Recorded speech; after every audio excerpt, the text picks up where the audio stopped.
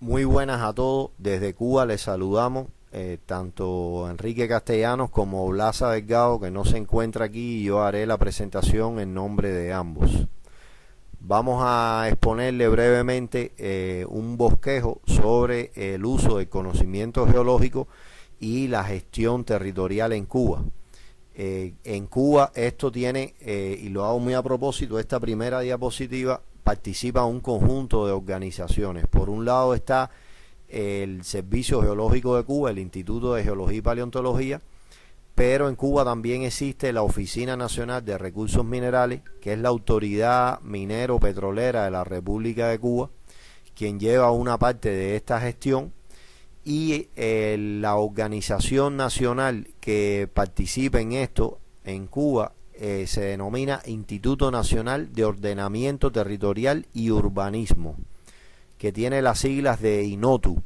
Hasta hace un tiempo las siglas eran IPF, porque hace solamente 2 años se llamaba Instituto de Planificación Física. Y bueno, por supuesto también participa, como van a ver a lo largo de la presentación, el Ministerio de Energía y Minas. Muchas gracias a todos y vamos a empezar. Antes de entrar en materia de la gestión o el ordenamiento territorial, vamos a decir una explicación muy breve de cómo es la división política y administrativa en Cuba.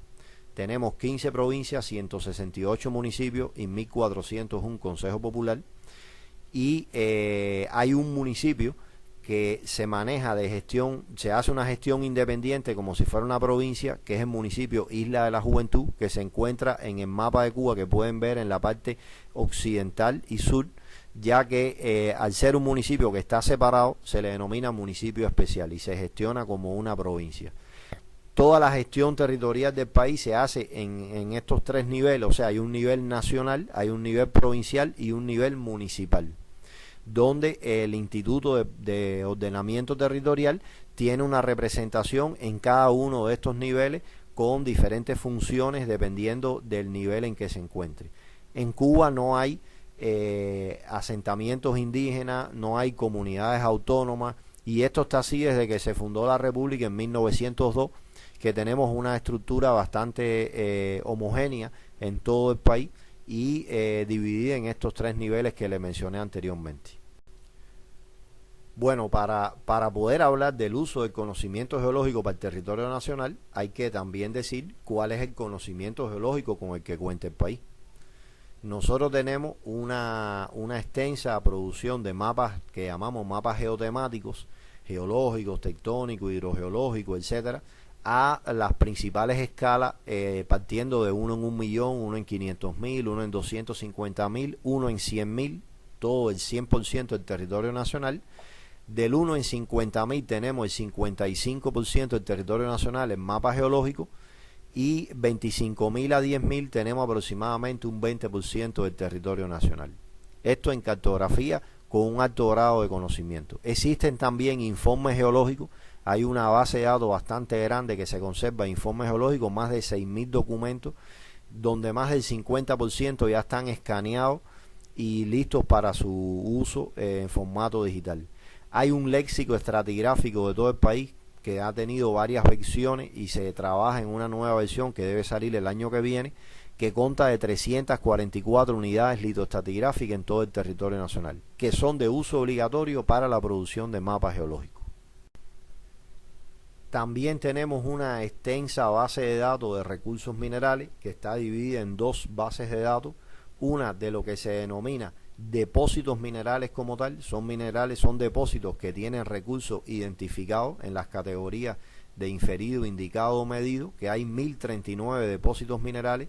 y una base de datos que le llamamos de ocurrencias minerales, donde hay 9.218 ocurrencias, dividido en categorías de yacimiento, prospecto, manifestación y punto de mineralización. Por supuesto, una base de datos incluye a la otra, pero hay un extenso conocimiento que está distribuido en todo el país de los recursos minerales que tenemos. Acabamos de terminar un inventario de los geositios y hay inventariado en todo el territorio nacional de 484 geositios. Ya hay un geoparque aprobado y 3 que están en estudio, y tenemos también una extensa base de datos de pozos geológicos con más de 20.801 pozos distribuidos en todo el territorio nacional. Toda esta información que les comenté es la que se utiliza para la gestión territorial. Bueno, entonces vamos a dividir esta presentación en lo que nosotros hemos llamado de la geología a la gestión territorial. O sea, qué aspectos geológicos tenemos en el país o gestionamos en el país para el cual necesitamos de la gestión territorial del mismo. En primer lugar, las concesiones mineras. Vamos a hacer una breve explicación de las concesiones mineras, los geositios que tenemos aprobados, cómo es que se declaran los geositios por una resolución del ministro de Energía y Minas, los geoparques y los peligros geológicos, en este caso los deslizamientos de terreno. En Cuba no tenemos volcanes activos, tenemos restos de 2 arcos volcánicos, uno en el Cretácico y otro en el Paleógeno, pero en este momento no tenemos volcanes activos y sí tenemos sismos, terremotos, pero hay un centro específico que hace la gestión y todo el monitoreo de los terremotos en el país. Este es un gráfico general, un diagrama general de cómo es el proceso de otorgamiento de las concesiones mineras en Cuba. Cualquier persona natural o jurídica puede presentar una concesión, una solicitud de concesión a la Oficina Nacional de Recursos Minerales que le presenté anteriormente. Esta oficina para el ordenamiento territorial consulta esta concesión con las autoridades o los organismos que tienen que ver con medio ambiente, con defensa, con el propio ordenamiento territorial, al gobierno del territorio donde se piensa aperturar la concesión, al Ministerio de la Agricultura, a una institución nacional también que atiende los recursos hidráulicos, tanto superficiales como subterráneos, a las autoridades que atienden el transporte nacional y a las autoridades que atienden en la seguridad nacional, la parte del Ministerio del Interior. Con todas estas observaciones que le puedan hacer a esa solicitud, se hace un proyecto de resolución de cómo quedaría aprobada esta solicitud. Ya ahí llevaría los requerimientos, las condiciones que le han puesto estos organismos que debe tener el otorgamiento de la concesión, y se divide en dos. Si es una concesión para minerales fundamentalmente no metálicos o minerales sólidos energéticos o otros minerales, vamos a decir, de menor importancia, se aprueba por una resolución del ministro de Energía y Minas. Si es un proyecto de concesión para un mineral metálico o para la creación de una empresa mixta donde participa una empresa extranjera, entonces la aprobación va por acuerdo del Consejo de Ministros. Y tanto el proyecto de acuerdo del Consejo de Ministros como el proyecto de resolución se envían al Ministerio de Energía y Minas. El Ministerio de Energía y Minas, si es de una resolución del Ministro de Energía y Minas, ya directamente hace la aprobación, y aquí participa el Ministerio de Energía y Minas y la Dirección de Geología. Y si es un proyecto de acuerdo para un mineral metálico, una empresa mixta, entonces se hace una propuesta. Esta propuesta de acuerdo del Consejo de Ministros se emite al Consejo de Ministros, quien vuelve nuevamente a consultarle a todos los organismos de la Administración Central del Estado, y hasta que todos no estén de acuerdo no queda aprobado finalmente esta propuesta. Y entonces ya finalmente se aprueba y se publica en Gaceta un acuerdo del Consejo de Ministros aprobando una concesión minera para un mineral metálico o para una empresa mixta. Los geositios que se han aprobado en el país también siguen un procedimiento que está aprobado por una resolución del ministro de Energía y Minas. Aquí a la izquierda le muestro una tabla de todos los geositios que ya están aprobados. Tenemos un total en este momento de 484, debemos llegar a 500 probablemente antes que termine el año, pero ya todas las provincias tienen un nivel de aprobación de geositio y sigue un procedimiento muy similar. Una persona natural o jurídica hace una propuesta de ficha de un geositio, se presenta al Instituto de Geología, el Instituto de Geología hace un proyecto de resolución, esa resolución llega al Ministerio de Energía y Minas. Y en este caso, como es una resolución no vinculante, quiere decir que la declaración de un geositio no necesariamente implica alguna acción obligatoria de alguien respecto al mismo. Lo que se hace es que se aprueba la resolución y esta resolución se le envía a las autoridades nacionales que tienen que ver con el patrimonio en sentido general, a las autoridades que tienen que ver con el turismo, a las autoridades que manejan los sistemas de área protegida en el país, a las autoridades que tienen que ver con el medio ambiente, al Instituto Nacional de Ordenamiento Territorial y Urbanismo y al gobierno del territorio. Y una vez que esta información se envía, bueno, se emite la resolución por el ministro de Energía y Minas declarando un lugar como geositio patrimonial del país.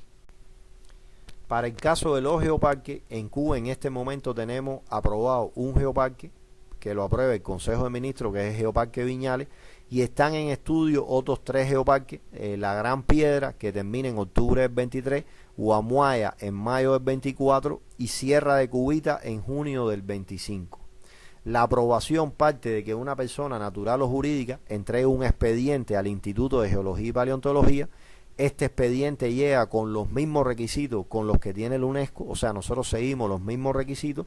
que incluye el acuerdo de aprobación del territorio, tanto el municipio como la provincia que abarca el área del geoparque. Esto se entrega al Comité Nacional de Geoparque, que de aprobarse elabora un proyecto de zona con regulaciones especiales,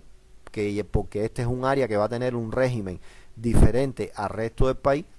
y lo entrega al Instituto de Ordenamiento Territorial y Urbanismo. Este instituto hace una consulta técnica a varios institutos, a varias organizaciones, a varios organismos en el país para que todo el mundo esté de acuerdo con él, y después lo lleva al Consejo de Ministros. Y el Consejo de Ministros lo vuelve a consultar ya a todos los organismos del país, y cuando todos estén de acuerdo es que se aprueba y queda un acuerdo del Consejo de Ministros aprobando como un geoparque, como una zona con regulaciones especiales. Además de las concesiones mineras, los geositios y los geoparques,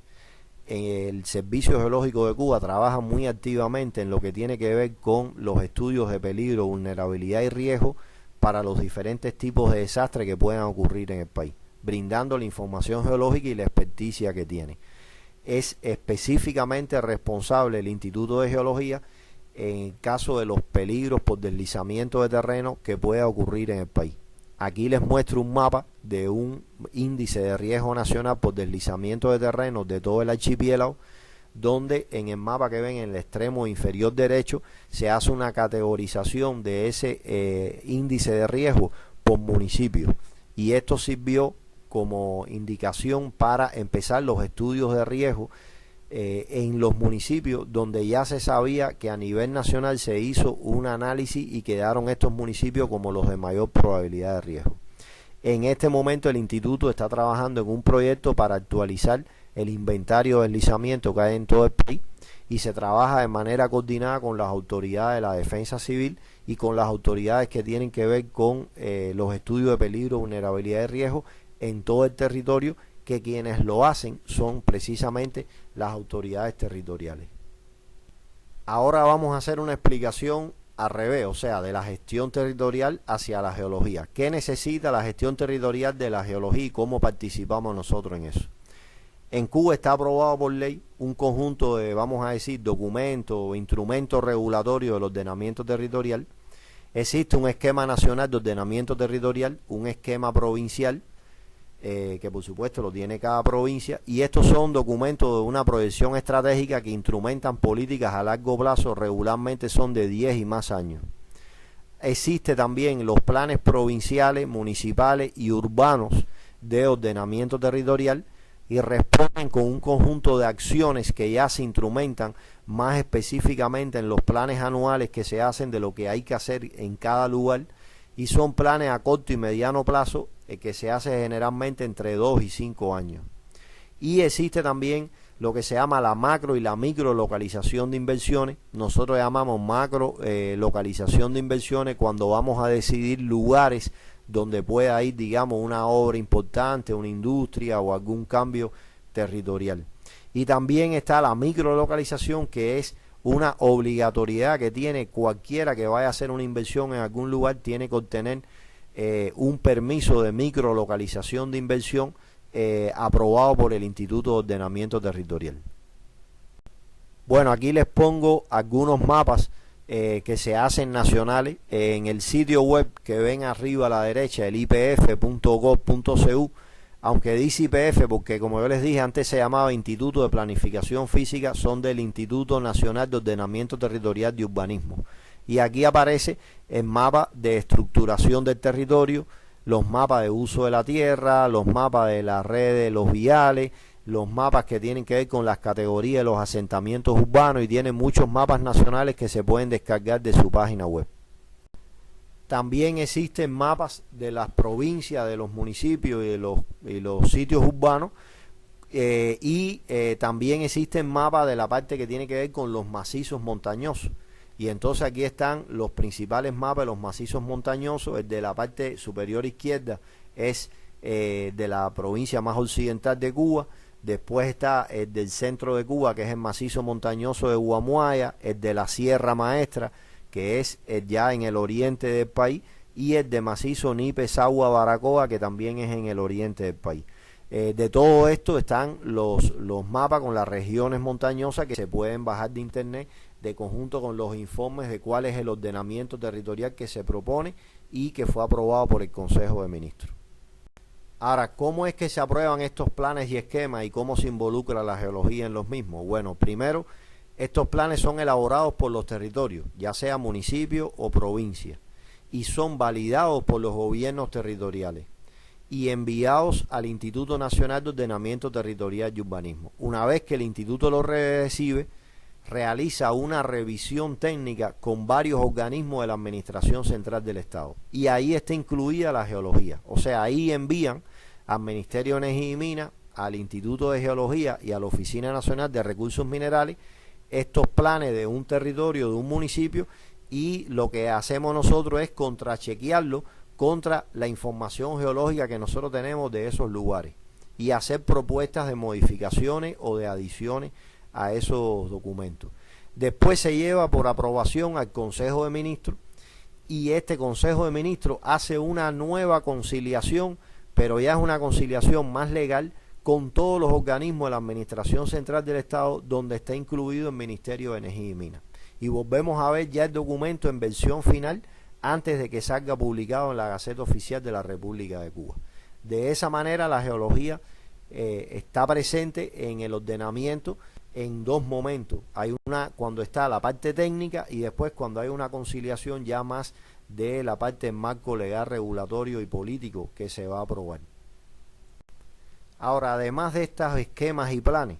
en el país existe un grupo de zonas que se le llama zona con regulaciones especiales, que son zonas que, como les dije anteriormente, tienen un régimen regulatorio o un régimen de convivencia diferente del resto del país. Aquí se incluyen las áreas protegidas, naturales, los monumentos, las cuencas, algunas cuencas hidrográficas, algunas zonas de pesca, algunas zonas de caza y algunas zonas costeras también. Está lo que tiene que ver con el desarrollo económico, que son zonas especiales de desarrollo, tanto desarrollo inmobiliario, desarrollo turístico, etcétera. Y también hay zonas que son de interés para la defensa y la seguridad, como las zonas militares, zonas de alta sensibilidad para la defensa y las vías de seguridad y orden interior. Cada una de estas también lleva un proceso aprobatorio. Las propuestas de zonas con regulaciones especiales son elaboradas por los interesados y son enviadas al Instituto Nacional de Ordenamiento Territorial y Urbanismo, y sigue un proceso muy similar al que les expliqué anteriormente, que tiene primero una revisión técnica con varios de los organismos de la Administración Central del Estado, incluyendo la geología. Ahí nosotros vemos si alguna de estas zonas tiene algún geositio o tiene una concesión minera. Se lleva a la aprobación de Consejo de Ministros por un acuerdo, y en la elaboración de ese acuerdo, una vez antes de que vaya a ser publicado en la Gaceta Oficial, se hace una conciliación con todos los organismos de la Administración Central del Estado. Esta es también otra manera en la cual la geología está presente en la elaboración de estas aprobaciones, de estos acuerdos, en dos momentos. Hay una revisión técnica y una conciliación posterior. Hasta aquí es la explicación general del uso de la información geológica y el conocimiento geológico para la gestión territorial,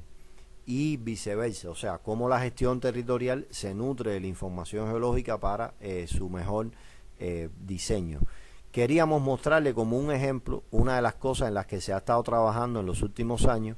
y es los estudios sobre peligro y vulnerabilidad costera para los años 2050 y 2100 debido al incremento del mar por el cambio climático, en el cual el Instituto de Geología ha estado muy involucrado y ha participado desde su inicio. En este mapa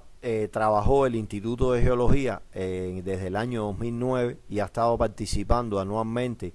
en un gran proyecto que nosotros le llamamos el MACO Proyecto, donde están modelados los lugares que van a quedar bajo agua debido al incremento del nivel medio del mar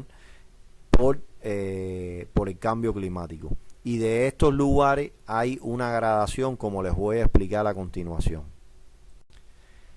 He realizado una sección del centro de Cuba para que puedan ver en detalle lo que está cartografiado en este mapa. Aquí está la provincia de Ciego de Ávila, que queda casi en el centro de Cuba. Esto tiene cartografiado a ambos lados, tanto en la costa norte como en la costa sur, diferentes regiones. Primero, el escenario del lugar que quedaría inundado para el año 2050, el lugar que quedaría inundado para el año 2100 y hasta dónde llegaría el mar por una inundación costera temporal debido a un huracán de categoría 4, que fue la simulación que se hizo.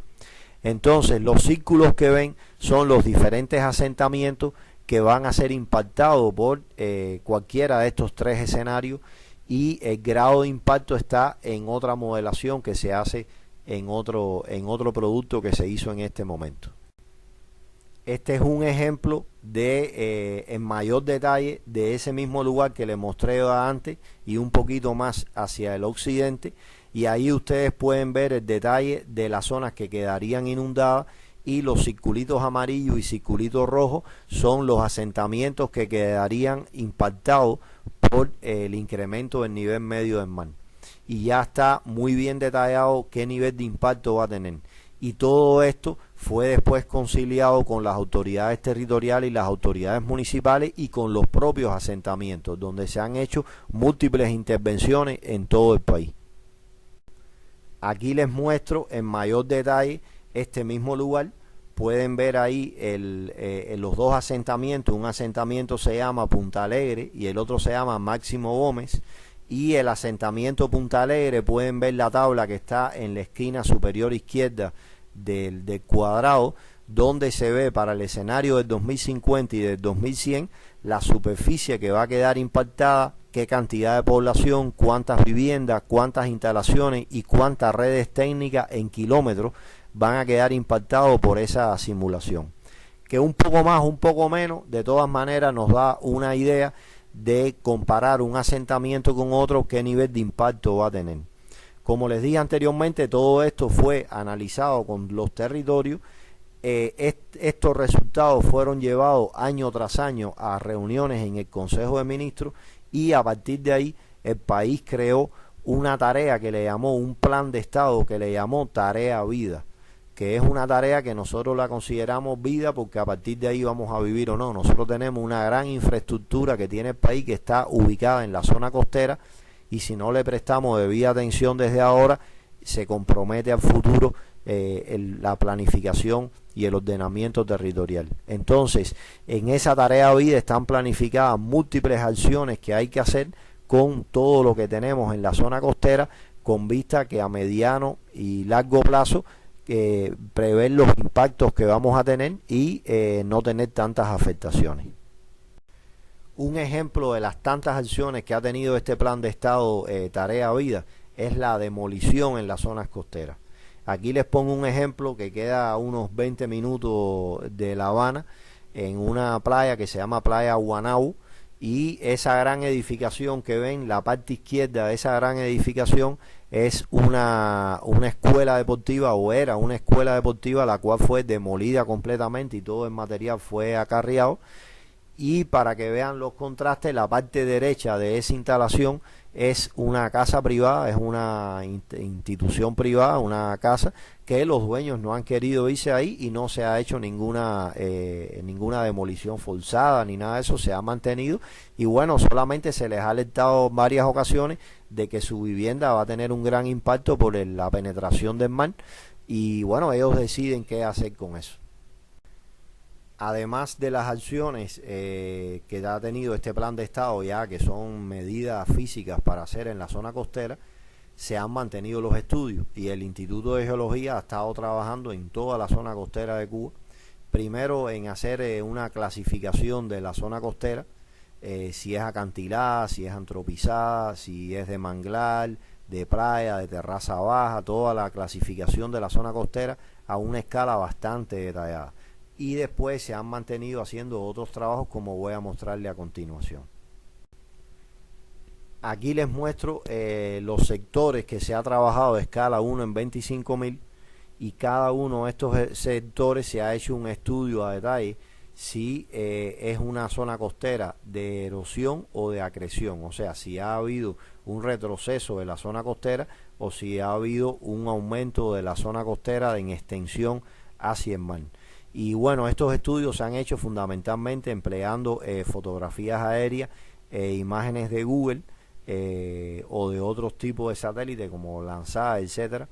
Aquí nosotros tenemos una cobertura fotográfica de todo el país de 1956, del año 1974 y las imágenes más recientes con las cuales se ha podido trabajar en todos estos sectores del país. Además de los estudios en los sectores a detalle que les mostré anteriormente, un grupo de especialistas del Instituto de Geología ha estado trabajando en lo que se le ha dado en llamar la estimación de un índice de vulnerabilidad costera ante el incremento del nivel medio del mar. Este índice de vulnerabilidad costera tiene una metodología